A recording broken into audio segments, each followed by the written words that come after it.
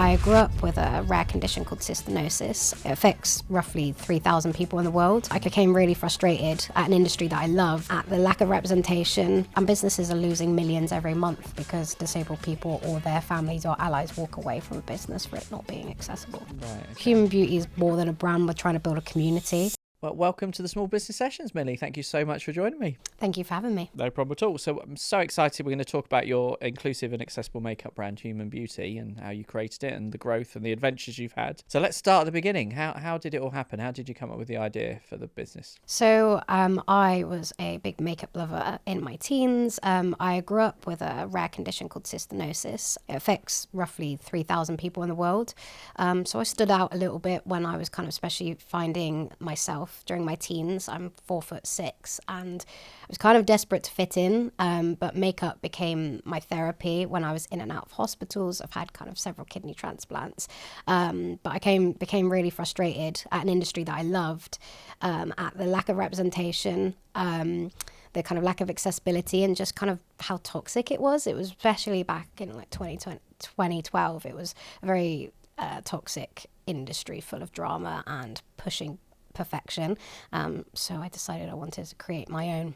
Amazing. I mean, that is, it's quite a big thing to come up with because, the makeup industry is huge, mega brands. Yeah. So to kind of take that on, that is quite a big thing. So what did you do? And it's a product business as well, which has challenges. So what did you do once you had that idea, to make it happen? Yeah, at the time I didn't think about big brands or product-based businesses. I just knew I wanted to do it. I'd wanted to start my own brand since I was probably about 8 years old.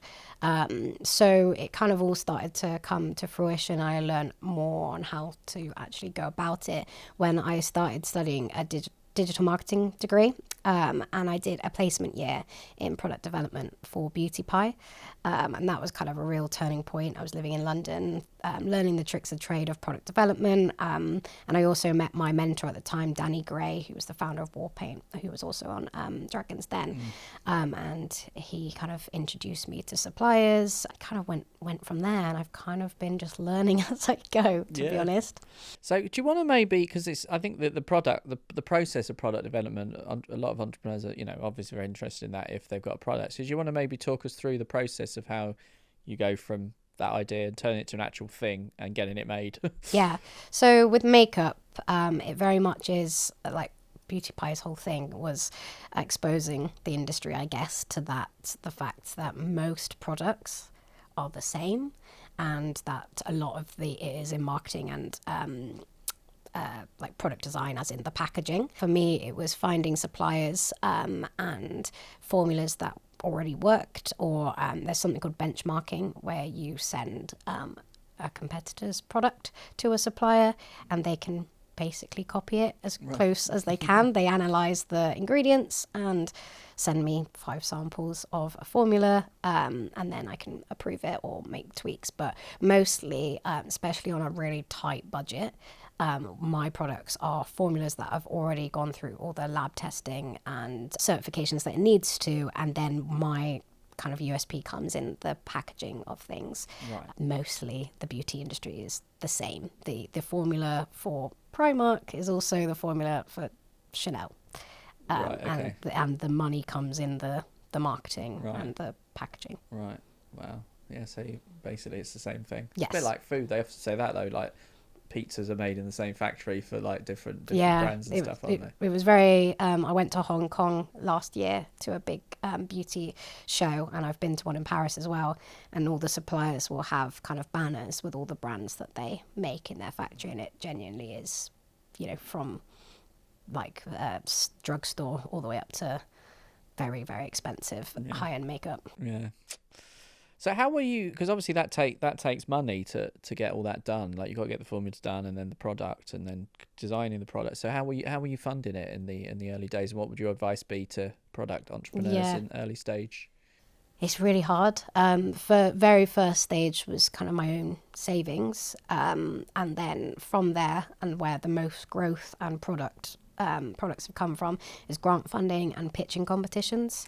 Right. I won the government's first Inclusive Innovations grant, which was £50,000. Oh, wow. And I think it's like finding grants that maybe don't particularly fit you, and trying to kind of design it round it. I was always told by, this was my fourth attempt at an Innovate UK grant. Right, yeah. So there was women in innovation and young entrepreneurs, which was £5,000. I was always told, good luck getting them to fund a makeup brand, which is what I get a lot when pitching to people before they don't get it, they just see makeup.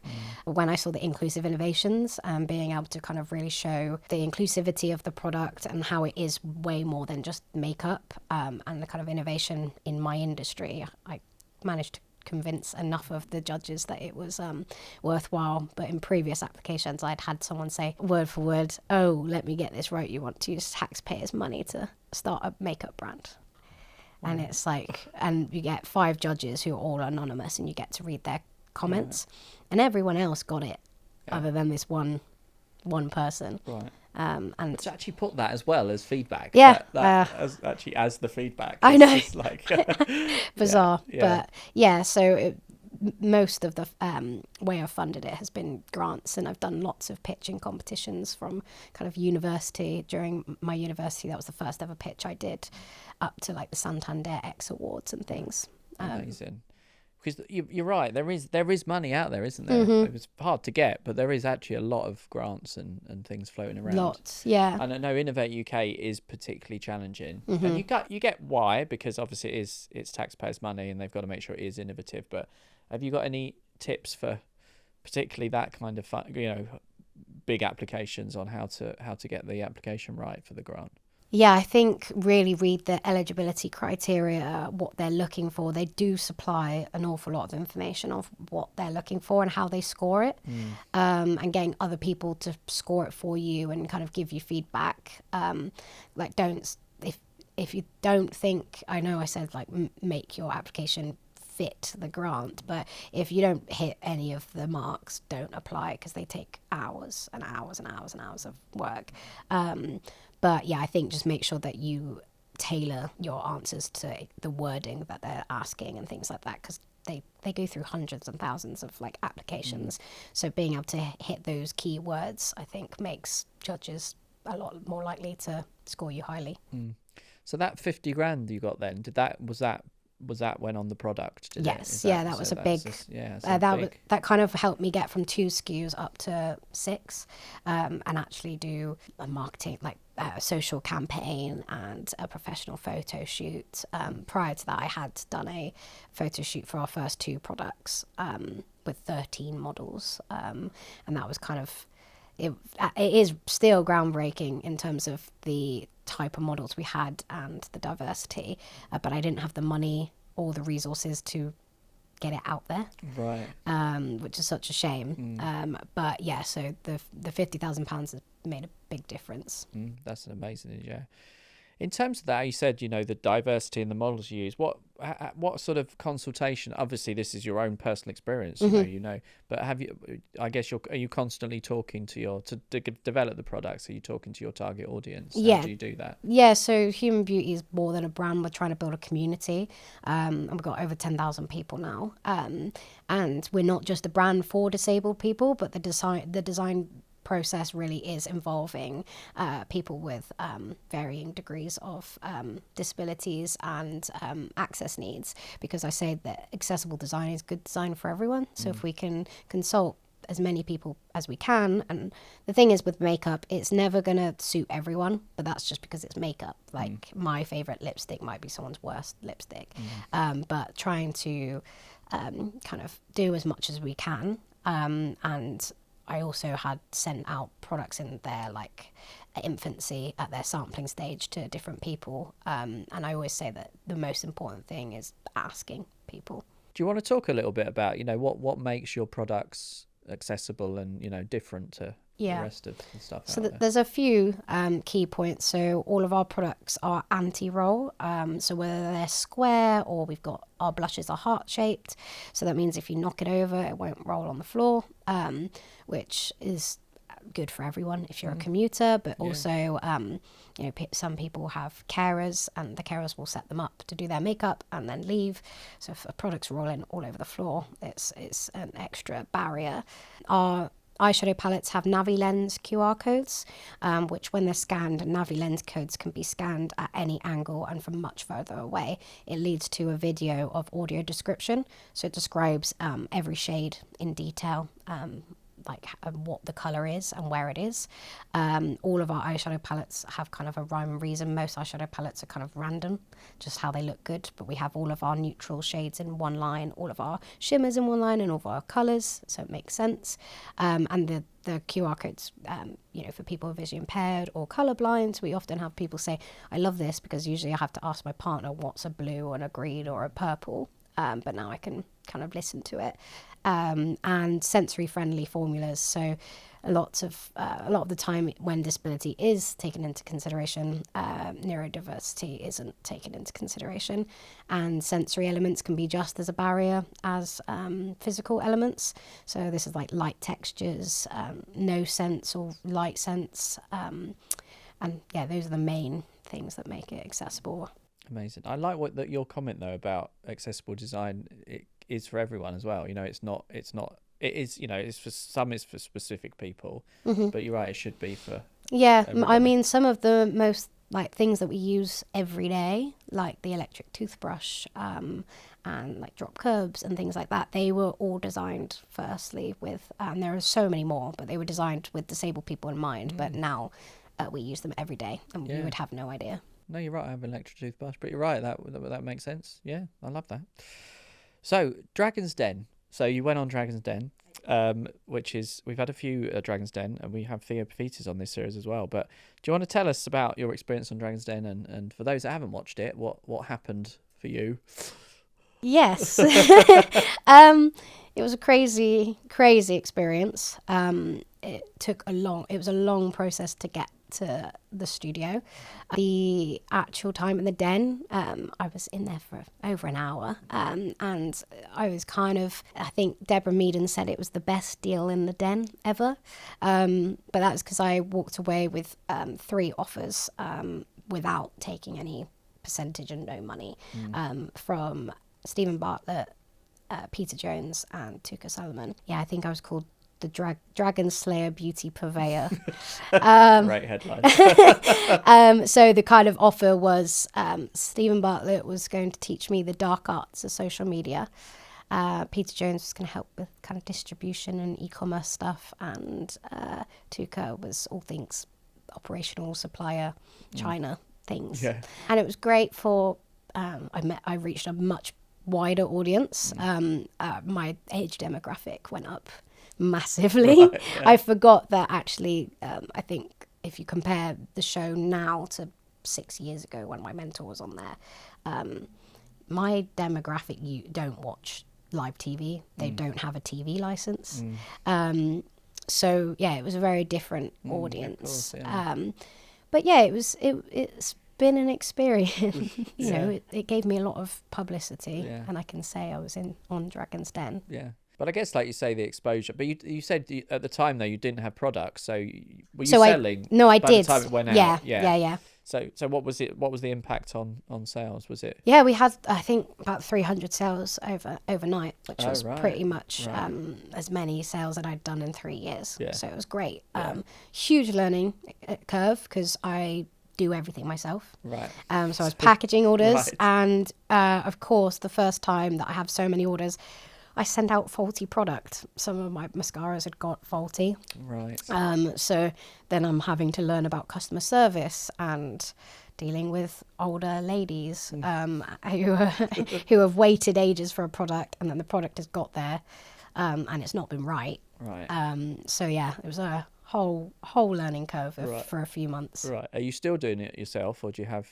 Yeah, still me. Yeah. So it's still Yeah, and I'm working another job. Right. Oh, really? Yeah. Oh, so it's still So you're still on. Okay. How do you manage that then? How do you manage that time? Like if you get an order during your other job, how do you just do it in the evenings, or kind of I've said there's a big banner that says you're not going to get it. I'm not Amazon. Yeah. Which people exactly. do expect, even when they bought it. Literally while the den was airing, right, and they hadn't got it in a week, and they were like, I expected my parcel last week, not next year. It's like, But that's the product. That's the thing about product-based businesses. Customer service is a huge part of it. And I guess that what we've become as a society, driven by the big marketplaces, you've become expect it. And you can get it on the day now, exactly. can't you? Within 2 hours, you can have it. Obviously, like the Deliveroo. Big thanks to Vodafone Business for sponsoring this podcast as part of our Business.Connected campaign, which helps small businesses tap into the power of digital connectivity. With Business.Connected, get support on the technologies and digital business areas that can help you and your business work smarter. Grow online with expert guidance, peer insights, digital skills training, and smart connectivity solutions. To learn more, head to enterprisenation.com/business connected. That's an interesting point then, because obviously, I mean, a lot of people will get it. They'll know you're a small business and they'll understand, but a lot don't. They've just found you on the internet, got the product I want that tomorrow. Yeah. So do you try and communicate, how, other than saying things like that, are you constantly reminding people, I'm a small business, it's just me? Yeah, I think, again, kind of the issue with this one came because these people weren't on social media or following my journey on social media. So it was, again, trying to figure out how do I reach these people who aren't digital savvy. So most of the time on socials, I do a very real, I'm in my pajamas packing orders type situation. And then if it's kind of older customers, emailing and kind of trying to explain and then just letting it go if they don't get it. Yeah, that's true. So we actually had a question about this. We're asking the audience to submit questions. This person actually didn't submit their name, but it's a really good question. So they asked about how you because obviously, as we said, the makeup industry is massive and there's mega brands in there. You obviously do have a USP, but you've still got to kind of communicate it. So firstly, how are you? Do you stand out? Try and stand out, and what has the response been from the beauty industry, the makeup industry, to you? So how do I stand out? I mean, we are very different. Since I started, there are a few accessible colour cosmetics brands kind of surfacing that have much bigger budgets, like Rare Beauty, for example. Selena Gomez owns that. But we are still very different. I think I'm struggling to kind of get my name out there in the beauty industry without money. It was very kind of humbling to realise that most articles in all of the top beauty magazines and awards, you pay thousands of pounds to be, and I get, I've had some great organic exposure in, Cosmopolitan and Dazed and Glamour, but that's after, me working my butt off to send out hundreds of press releases and get one picked up. The beauty industry's response, I think it's been good. I'm on the D&I committee for the British Beauty Council, and just signed a 3-year deal to be a strategic partner with them, with my other business. So they're welcoming with me with open arms. However, I think in beauty there's no way to protect IP, really. Very little way. So kind of how I protect myself is through my community and trying to grow that, and investment as well, because money is everything, it seems, in the beauty industry. And I'm kind of future-proofing with my other business, Certified Accessible, because I want to create basically a certification and a standard for accessible products, that I want other brands to be accessible. I'm not kind of gatekeeping it. So creating this certification to allow disabled consumers to shop and know if a product is accessible is kind of how I see bringing the beauty industry along with me. Oh, nice. So that's a separate business, is it? Yes. Oh, right. Okay. So that's is about that to launch. And you've got the other job as well? Is that? Yes. Right. Yes. Yeah. So my job at the moment is a maternity cover. Right. So kind of 6 months, and Right. hopefully by the end of the 6 months I will have some funding. Right. Okay. So what sort of funding are you going for then? Is it like sort of investors? Yeah, investors or right. partnership. Right. Kind of. I would. Product-based businesses are hard, very hard in beauty. Like my ideal would be a beauty investor or a beauty partner, someone who already owns a big brand, who has all the infrastructure.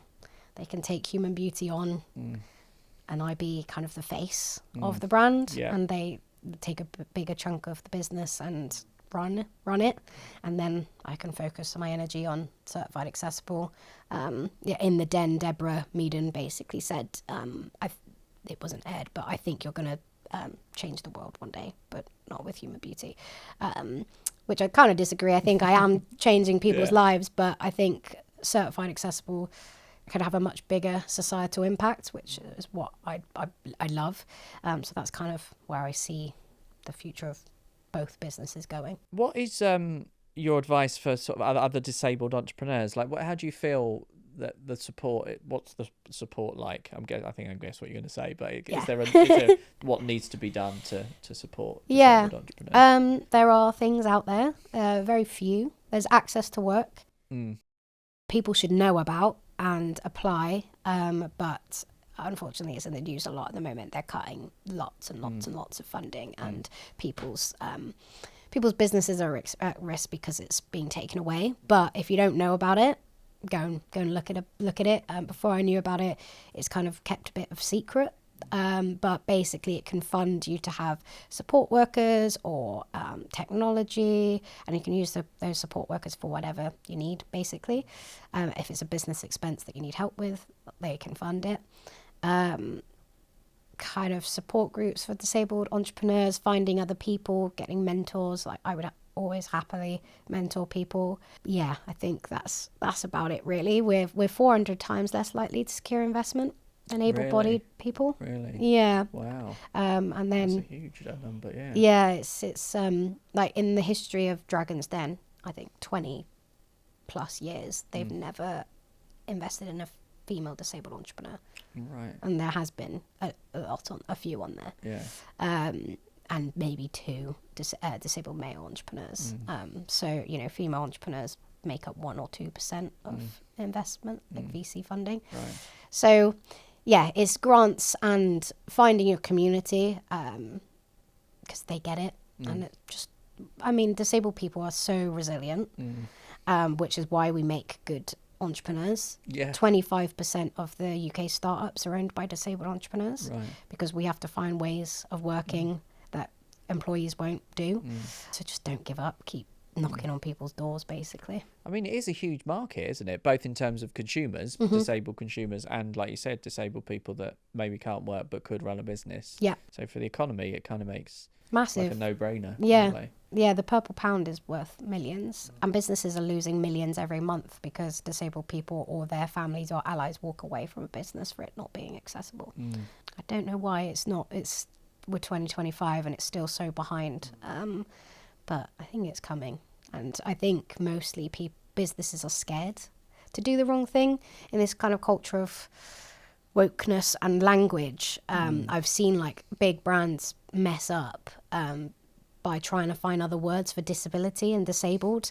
Like Boots put a new parking thing up. Instead of saying disabled parking, it said less abled parking. Right. And that is kind of a real key example of someone internally being like, oh, we should try a different word, and it just being passed without asking anyone. Yeah. Because no one who's disabled would be like, good job, that's a good thing. Yeah. So I think people are just scared to do the wrong thing, but by doing nothing, it's worse. Yeah.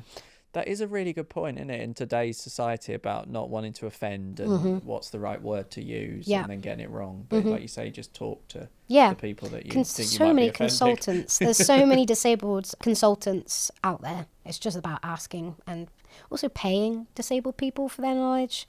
Like, since being on Dragon's Den, I was bombarded by people who want me to consult them or be the face of their charity or speak at events, but they don't want to pay me.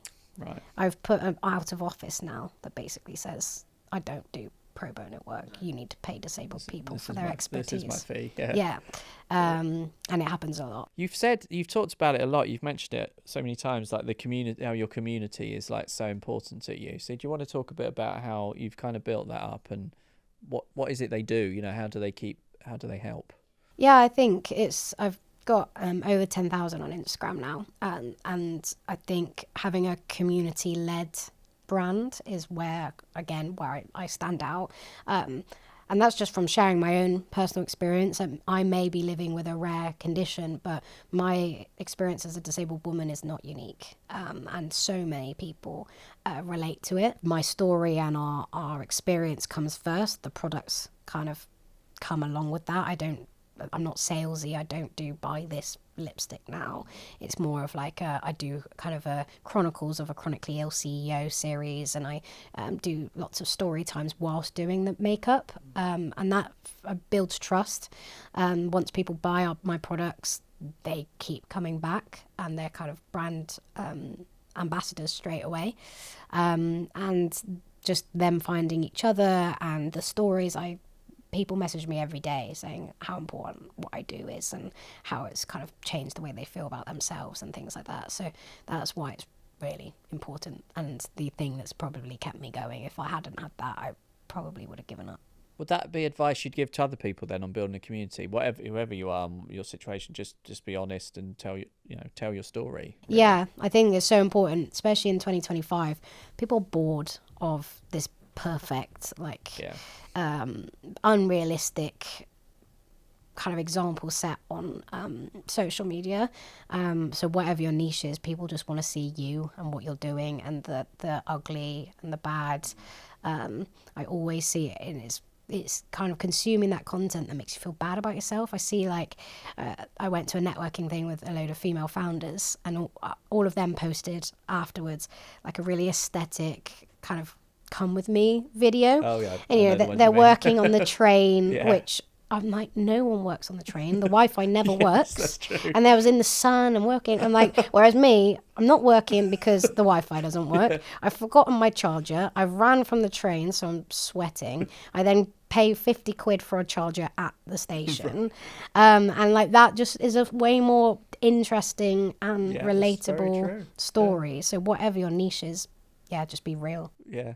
Very good point. I always think that because I speak to a lot of particularly early stage ones who go, I've got nothing to say yet. I haven't started. You have. Yeah. Just that journey to a meeting, or people want to know that, and they're bought in then, aren't they? You get them at the start, and then when the product is live. Yeah. There. So did you start that quite very early on? Did you start that in the very early days? I'm something I'm building and working on. Because I do everything. I feel like I can't do anything great. But I'm ADHD, so I do a million things. Right. But it's something I've seen that people really like, and I'm trying to do more. Yeah. And getting the video from my camera roll to social media, I would say just do it straight into the app. Don't look for perfection. Yeah. So if I film it straight into TikTok, it can just go. Whereas if it's in my camera roll, it's likely to never leave my camera roll. You're right. I've got that as well. I film something and go, I'll edit that. And then nope. Years later, it's still there. Now it's out of date. And I think some of the best content I've posted is just stuff that I've just done and not even cared about like the time that I post in terms of I've got to wait till 6 o'clock because that's where my peak time is, but then it gets to 6 o'clock and I've forgotten it's 9 o'clock. So I'll just post in the middle of the day, and those are the videos that I've done the best. That is often the way. That is a really good tip. So just finally, I mean, you've discussed this a lot, but what are your plans for the future? Say we were sat here in 5 to 10 years time, where do you hope both your businesses are? So Human Beauty, I would love to see it kind of leading an accessible beauty revolution, a bit like the adaptive fashion world. 5 years ago, adaptive fashion wasn't really a thing, and now it's a multi-million-pound industry. So I'd love for Human Beauty to be that, and certified accessible. I'd love for it to be the B Corp of accessible products across industry, not just beauty, kind of making legislative change. There is currently no legislation on products needing to be accessible, like there is venues. So that would be the goal, to hold businesses accountable and give them kind of a legal reason that they have to be more accessible. Well, Millie, I've loved our conversation. Big thanks for joining us on the Small Business Sessions. Thank you for having me. Thank you. You've been watching Enterprise Nation's Small Business Sessions podcast, powered by Vodafone Business as part of our Business.Connected campaign. For free digital skills training, head to enterprisenation.com/businessconnected or search Business.Connected. Don't forget to like the video, share it, and subscribe to our channel. We'll see you next time.